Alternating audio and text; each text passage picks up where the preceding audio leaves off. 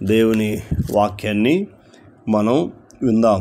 ఆయన ఇచ్చే వాగ్దానాలు మరి జీవముతో కూడినవి, ఆశీర్వాదముతో కూడినవి అని పరిశుద్ధమైన గ్రంథము మనకు తెలియపరుస్తూ ఉంది.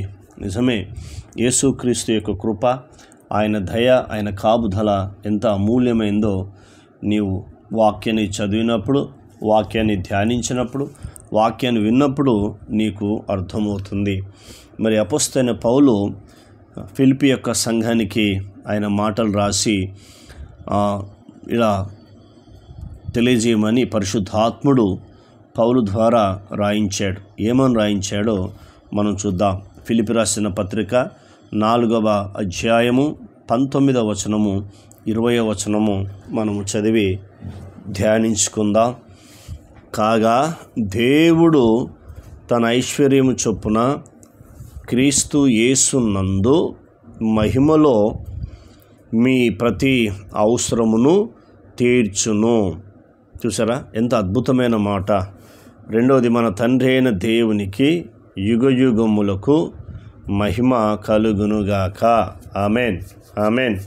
అంటే అద్భుతంగా దేవుడు ఇక్కడ ఈ సంఘానికి రాయించాడు. ఏమని చెప్తున్నాడంటే, కాగా దేవుడు తన ఐశ్వర్యం చొప్పున. ఇక్కడ మాట్లాడుతున్న మాట ఏంటంటే, దేవుని దగ్గర ఐశ్వర్యము సమృద్ధిగా ఉంది. దేవుని దగ్గర ఐశ్వర్యము సమృద్ధిగా ఉంది కాబట్టి ఆ ఐశ్వర్యాన్ని మనం పొందుకోవాలంటే మనం ఏం చేయమంటున్నాడో ఇక్కడ దేవుని వాక్యాన్ని నేర్చుకుందాం. క్రీస్తు యేసునందు మహిమలో మీ ప్రతి అవసరము తీర్చును. అంటే యేసుక్రీస్తు మహిమలో ఎప్పుడైతే తండ్రి అయిన దేవునికి కృతజ్ఞతాస్తుతులు చెల్లిస్తూ యేసుక్రీస్తును మహిమపరుస్తున్నప్పుడు, యేసుక్రీస్తును నీవు మహిమపరుస్తున్నప్పుడు దేవుడు ఏం చేస్తాడంటే నీ ప్రతి అవసరత ఏదైతుందో అది తీర్చగలుగుతాడు. ఎలా తీర్చగలుగుతాడంటే, మనము మత్తయి సువార్త 6వ అధ్యాయము 32వ వచనము ఈ రీతిగా రాయబడింది. స్వయంగా యేసుక్రీస్తు ప్రభు చెప్తున్నాడు, మీరు వారులా ఉండకండి, ఎవరు అన్యజనుల వల్లే మీరు ఉండకండి.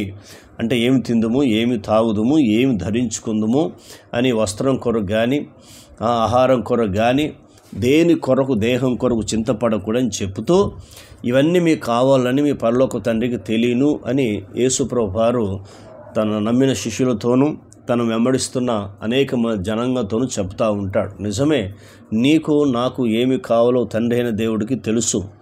అందుకే ఇశ్రాయేలు ప్రజలు చూడండి, ఐగుప్తులను చూస్తున్నప్పుడు వారు 40 సంవత్సరాలు పగలు మేఘస్తంభములోను రాత్రి అగ్నిస్తంభం నడిపించబడ్డారు. వారికి సమయానికి ఆహారం వచ్చింది, సమయానికి నీరు వచ్చింది.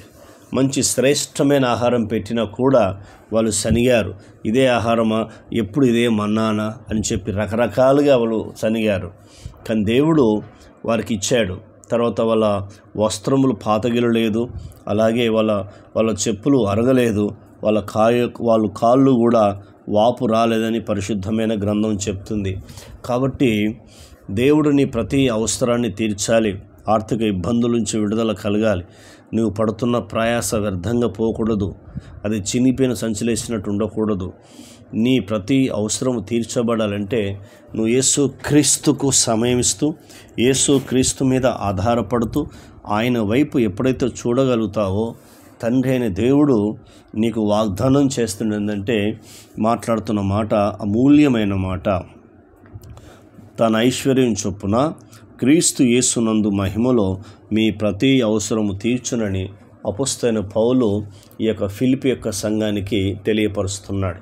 మరి క్రైస్తవ జనాంగమా, క్రైస్తవ సహోదరుడా, మరి దేవుడు నీతో మాట్లాడుతున్న మాట ఏంటంటే, దేవుడు వాగ్దానం చేస్తున్నాడు, నీ అవసరాన్ని నేను తీరుస్తాను, కానీ నా కుమారుడైన యేసుక్రీస్తును మీరు మహిమపరచాలి, మీరు ఘనపరచాలి, ఆయనకు లోబడాలి, ఆయన మీద ఆధారపడాలి, ఆయన మాట వినాలి, ఆయనతో మీ సహవాసం చేయాలని దేవుడు మనల్ని హెచ్చరిస్తున్నాడు. ఇక్కడ కూడా అపోస్తలుడైన పౌలు ఈ యొక్క ఫిలిప్పీ సంఘాన్ని హెచ్చరిస్తున్నట్టుగా దేవుడు మనను కూడా హెచ్చరిస్తున్నాడు. నీవు నీ శరీరము దేవుని సంఘము, నా శరీరం దేవుని సంఘం కాబట్టి మనని హెచ్చరిస్తూ మనని ఏం చేస్తాడు, పురికొలుపుతో ఆదరిస్తూ ఉన్నాడు.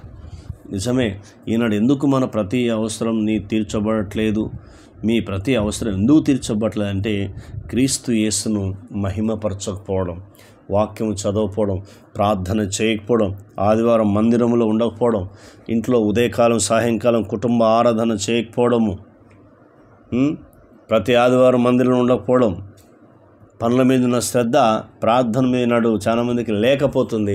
అందుకే ప్రతి అవసరం తీర్చబడట్లేదు. ఒకప్పుడు 1000లో సంపద ఉన్నప్పుడు చూడు, 4 10 మందిని కూడా కని వారిని ప్రయోజకులను చేశారు, మంచి చదివిపించారు, మంచి జాబులు చేయగలరు. గవర్నమెంట్ స్కూల్లో చదువుకున్న వాళ్ళు కూడా కలెక్టర్ అయ్యాడు, ఎన్ని గొప్ప గొప్ప డాక్టర్ అయ్యాడు, ఇంజనీరింగ్ అయ్యాడు, ఎన్ని చూశాడు. మరి ఇప్పుడు కూడా ఇన్ని చదువులు లక్షల కోట్లు చదువు పెట్టినాడు కూడా ఇప్పుడు తగ్గిపోతున్నారు. తర్వాత అప్పుడు 10 మంది పిల్లలను కన్నా కూడా 2 తల్లిదండ్రులు కష్టపడుతున్నప్పుడు వారిని పోషించగలిగారు. ఈనాడు 2 పిల్లలను కని 2 పిల్లలను పోషించలేకపోతున్నారు. 2 పిల్లలను ఫీజులు కట్టుకోవాలంటే భర్జనం అవుతున్నారు, ఇబ్బంది పడుతున్నారు. అమ్మో, రెంట్ కట్టుకోలేకపోతున్నారు, పిల్లలు చదువులు ఎలా అనుకుంటున్నారు. కాబట్టి నిన్ను ఆలోచించుకో. ఆనాడు వాళ్ళు యథార్థంగా ఉన్నారు, నమ్మకం ఉన్నారు, దేవుడు అంటే భయం కలిగి ఉన్నారు, ఉపవాస ప్రార్థన చేశారు, కన్నీటి ప్రార్థన చేశారు, వ్యక్తిగత ప్రార్థన చేశారు, దేవునికి విలువ ఇచ్చారు, దేవుని వాక్యానికి లోబడ్డారు, దేవుని గౌరవించారు. అప్పుడున్న పరిస్థితులను ఎదుర్కోవడానికి దేవునితో సహవాసం చేశారు. ఇప్పుడున్న ఈ జనరేషన్, ఈ ఫాస్ట్ జనరేషన్, ఈ 7th ట్రెండ్ జనరేషన్ దేవుని మీద ఆధారపడకుండా, ప్రార్థన చేయకుండా, పనులు చేస్తూ ఆడంబరాలకు పోతూ దేవుడు నాకు సహాయం చేయట్లేదు అంటారు. కానీ నువ్వు సమయం దేవుడికి ఇవ్వట్లేదు. అన్నాడు చూడు, 1000 సంపాదించేవారు ఉన్నారు, దేవుడు ఆశీర్వించాడు. ఇంకా లక్షలు సంపాదించేవారు ఉన్నారు, కానీ ఎటుపోతుందో అర్థం కాదు. కోట్లు సంపాదించుకున్న వారు ఉన్నారు, ఎటుపోతుందో అర్థం కాదు. కారణం ఏంటంటే నువ్వు క్రీస్తును మహిమపరచకపోవడం. కనీసం 2 గంటలు కూర్చుంటున్నావు ఆయన సన్నిధిలో, ప్రార్థన ఆత్మ కలిగి ఉన్నావా? అప్పుడు నీవు నీ అవసరతను దేవుడు తీర్చగలుగుతాడు. మొదటి దినవృత్తాంతములు 29వ అధ్యాయం 12వ వచనం దావీదు అంటాడు, ఐశ్వర్యము గొప్పతనం నీ వలన కలుగుతుంది అంటాడు. ఐశ్వర్యం కలగాలన్నా, గొప్పతనం కావాలన్నా, నీకు విలువ పెరగాలన్నా అది దేవుని వలన కలుగుతుంది. ప్రార్థన. కన్న తండ్రి, వందనాలు. విన్న మాటలు దుష్టతకు పోకుండా సహాయం చేయండి. మీరు చేసిన వాగ్దానం కొరకే వందనాలు తండ్రి. మీ ఐశ్వర్యం చొప్పున మేము క్రీస్తు యేసును మహిమపరిస్తే మాకున్న ప్రతి అవసరం తీరుస్తానని వాగ్దానం ఇచ్చావు. ఈ వాగ్దానం మా జీవితాలు నెరవేర్చమని కృతజ్ఞతలు చెల్లిస్తూ యేసు నామములో పొంది ఉన్నాం తండ్రి. ఆమేన్. దేవుడు మనందరిని దీవించి ఆశీర్వదించును గాక. ఆమేన్, ఆమేన్, ఆమేన్.